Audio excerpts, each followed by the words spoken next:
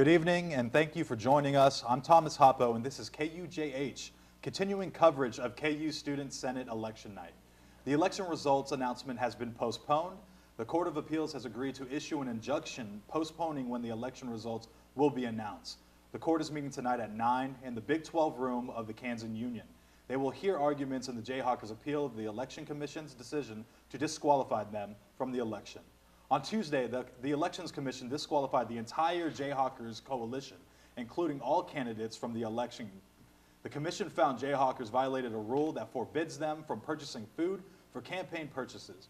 Jayhawkers allegedly bought Chipotle for an event on March 30th and did not report this in their weekly financial report. In its decision, the commission said this action gave the coalition an unfair advantage in the election. Tonight from 9 to 11, the Court of Appeals will meet to hear arguments about the violation elections. Election results have been postponed until one of two requirements has been satisfied. Either 5 days have passed from April 9th or the court has reached a verdict on the appeal.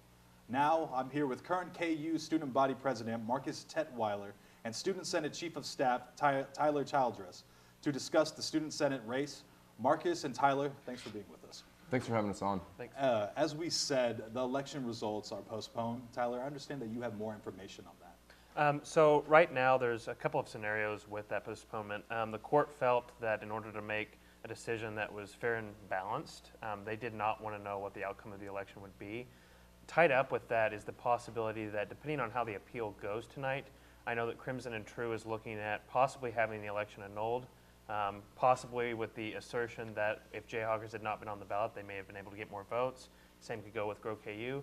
There's also the possibility of, if we released right now what the percentage of all the votes are, no announcement can be made as to who won. If a Jayhawker candidate came out on top, right now the Elections Commission is alleging that they should be disqualified and therefore cannot take a seat, but the Court of Appeals may think differently. So as of right now, there's really no barometer the Elections Commission can use to correctly assess who has actually won the election. As you know, Tuesday night, the Elections Commission's released a decision disqualifying the Jayhawkers coalition from this election. This disqualification came after Grow KU reported a violation to the Elections Commissions that Jayhawkers allegedly purchased food for the purpose of campaigning and failed to report this. How do you think it impacted the election, essentially? That's a question that I don't think anyone without having the data in front of them is going to be able to really make kind of a conclusion on. I will say this is a situation that is representing the entire Student Senate organization, and this is not something that, when you start campaigning and you start all of the work that you're doing with your coalition, you never want to find yourself in this gray area where the voting is done, you've done your work, you've done your job, and now it's in the hands of the legal system and it's in the hands of the courts. This is a situation that no one wants to be in, but the process and the autonomy of the process, keeping this within students' hands and within the Student Senate organization is very important for the integrity of everything that we're doing. Fingers crossed for everyone who's involved going forward. Have you guys heard of anything like this ever happened before, prior to this? Not precisely like this, just because the election rules are new. To kind of refine what they've actually been disqualified because of is filing their reporting correctly. Not that they made the actual purchase, but that they did not actually put that on their form and disclose that. In the past, there have been a few removals. Some were solicitation of votes for providing beer at area bars, with some phone calls that had been made with other coalitions. That group was put back on the ballot.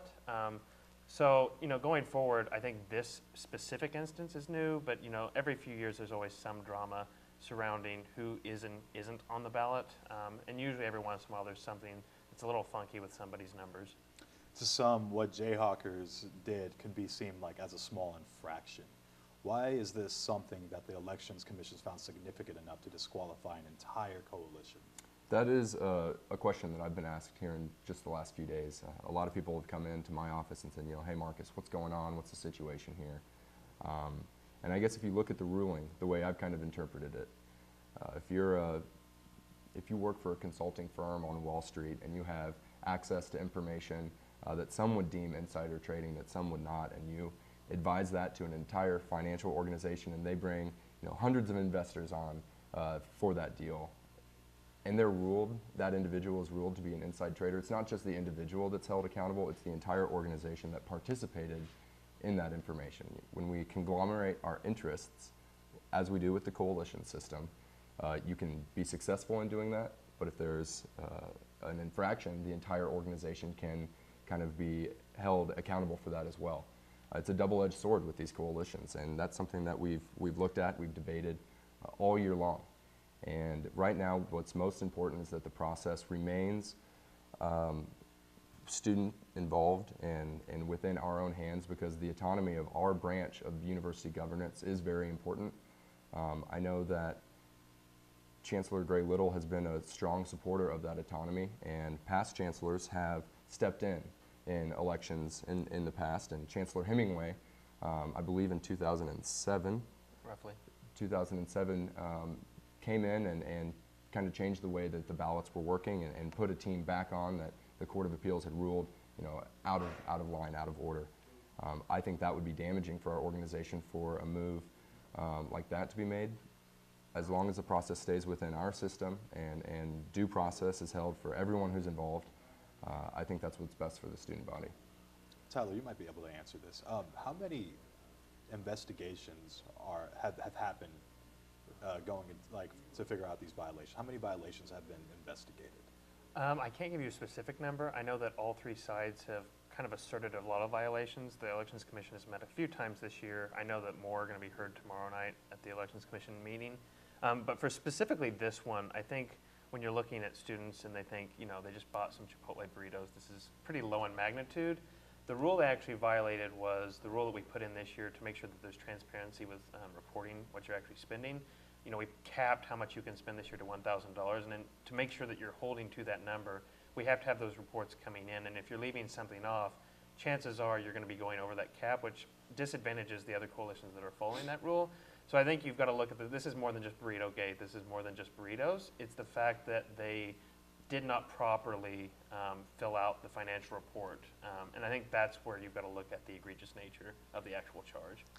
The Jayhawkers accuse Grow KU of pretty much the same thing. What is the difference between what happened to the Jayhawkers and what's not happening to Grow KU? So the difference that the distinction that the Elections Commission made was, to my knowledge, from what I've read from the decisions handed down and from the evidence that was provided, Jayhawkers solicited people to come to the event where they provided Chipotle in order to get them to vote and to have them go out and try to get other members and friends of their organizations to vote. The alleged violation that Grow KU made and that the Elections Commission didn't find them in violation of was there was a small leadership meeting where apparently, I guess a few of them had cookies, but the Elections Commission decided that this was not similar to Jayhawkers because it was an internal meeting and none of the cookies were provided to students that were not a member of the coalition, and they weren't to get somebody elected or to get votes. So that's kind of the distinction, and I think it's important to kind of make that distinction because you could argue anybody that's involved with Student Senate, once we bring up the elections, if we're not actually trying to get somebody to vote for us, whatever we're doing at that moment, if there's a financial transaction, technically that would, have to be included in that $1,000 cap, and that's not feasible because, that would include just about everything that people are kind of interacting with. So the distinction of campaign material in your expenditures is whether it's being used to get someone to vote for you.